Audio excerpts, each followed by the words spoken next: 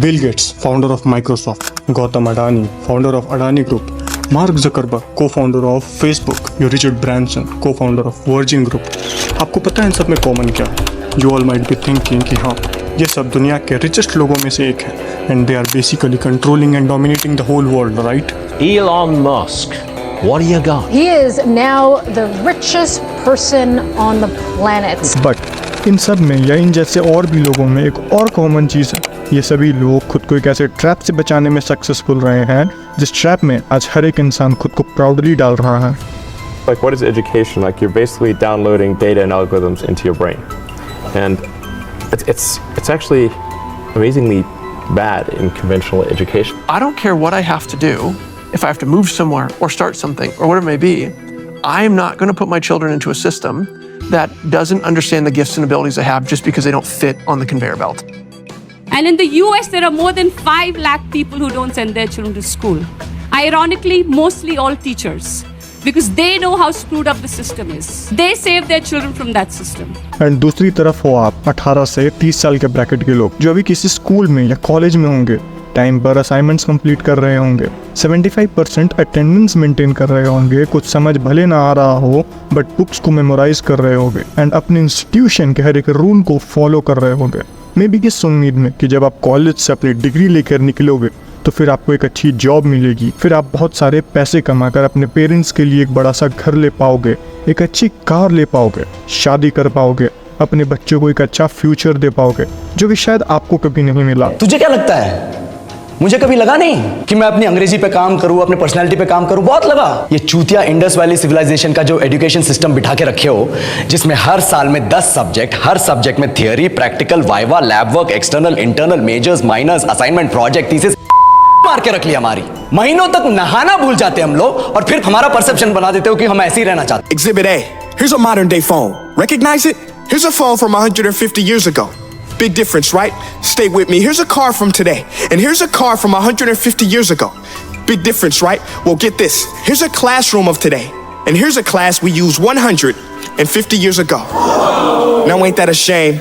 In literally more than a century, nothing has changed. But क्या ये सच है? क्या सच में हर एक कॉलेज ग्रेजुएट के सपने पूरे होंगे? पर टाइम कहाँ है कुछ सीखने के लिए? लगे पड़े हैं कोडिंग सीखने, 3 लैंग्वेज सीख रहे हैं, अलग अलग इंग्लिश छोड़ के। लेकिन जब प्लेसमेंट्स की बात आई तो सबको एप्टीट्यूड चाहिए, पर्सनालिटी चाहिए, इंग्लिश स्पीकिंग चाहिए। जब आपने तैयारी शुरू करी आप कितने साल के थे? सर उस समय हम 18 साल के थे। और अभी हम 30 साल के हो गए। 30 साल के हो गए। तो पिछले 12 सालों में आपने अपनी जिंदगी में क्या किया है? जिंदगी में सर पढ़ते गया, डिग्री लेते गया। मैंने 3 सब्जेक्ट में पोस्ट ग्रेजुएट किया, बीएड किया, सीटेट क्वालिफाइड है, नेट क्वालिफाइड है सर। आप अपना एक पूरा डेकेड इन कॉलेजेस को दे देते हो, फिर आपको पता चलता है कि आपको जॉब ही नहीं मिल रही।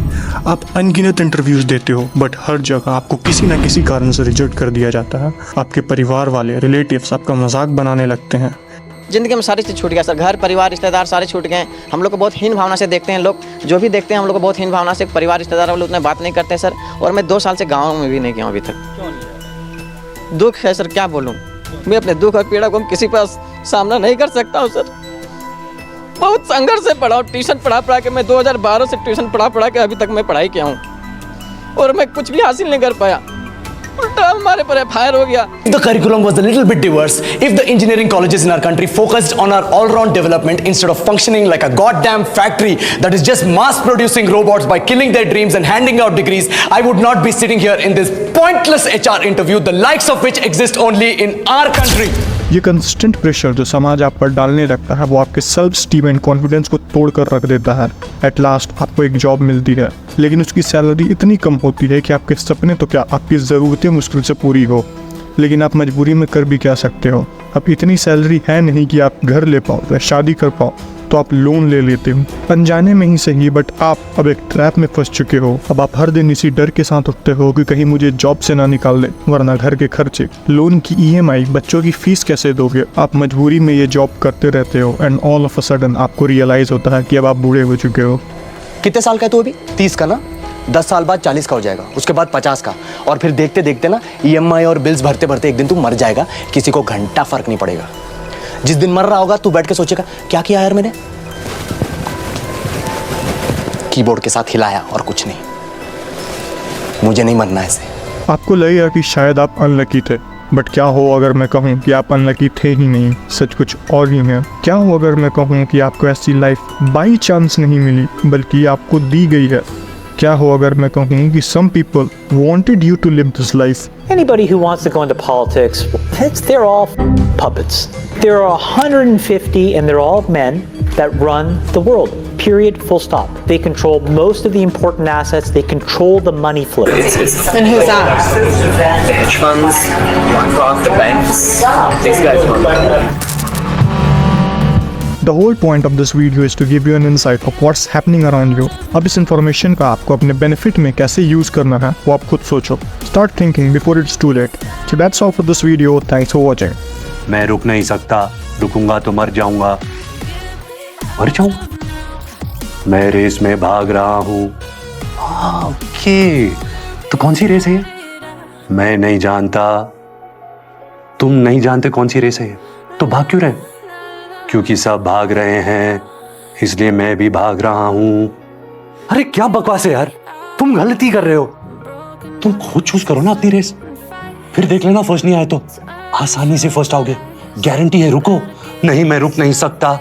अरे देखो अपने आप को, पहचानो. एक दिन सारी दुनिया पहचानेगी तुम्हें. कम ऑन, आंखें खोलो. नहीं, मैं आंखें नहीं खोलूंगा, नहीं रुकूंगा. इसी रेस में भागता रहूंगा. मीडियोकर बनूंगा. Average, walk, stop, smile please. और इस तरह अपना हीरो जिंदगी भर इसी रेस में भागता रहा और एक दिन मर गया. कहानी खत्म. What am I doing with my life? I'm alive! I'm alive! Free yourself! 75 years. That's how much time you get if you're lucky. 75 years. 75 winters, 75 springtimes, 75 summers, and 75 autumns. When you look at it like that, it's not a lot of time. Don't waste them. Get your head out of the rat race. We're all gonna die one day, so don't get too caught up in the bullshit and the hype. Live your life while you're here, because you never know what's gonna lie around the corner. Heart attacks, disease, wars, like life can just hit you like that. So try and enjoy every day. That's what I'm trying to say. One day, or day one. One day, or day one.